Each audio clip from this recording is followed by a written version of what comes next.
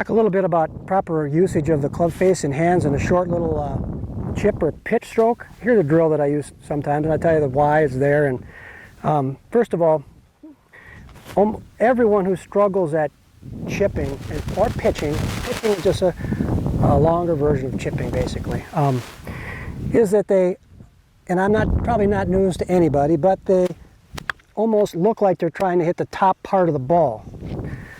And they blade it.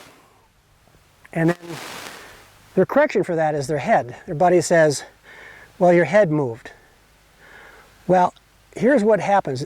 When they've tried to hit down and into the ball, unfortunately, the club almost always goes behind the ball, okay? So they don't like that either. Most people prefer to blade it than hit it fat. It's too jarring. So when they don't recognize the fact that they're just misplacing the club to the ball.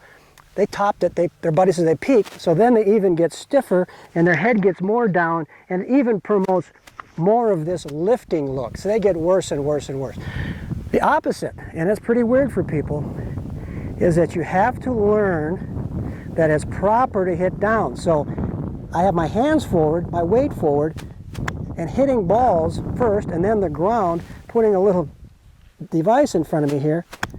You're going to see that my left wrist stays ahead of the club head.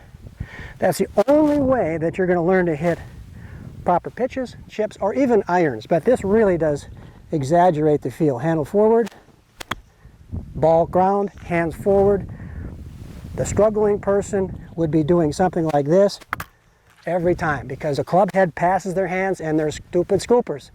So when you practice, get that exaggerated position, way forward if you have to, even up on the toe. Get those hands way to that left knee. Make yourself stay forward and practice getting that face of that club driven into the back of that ball. You'll start to get the feel of solid contact, hands ahead of the club face, get some spin and take the high lofted clubs and lower them down. And remember, if it's complicated, it's wrong.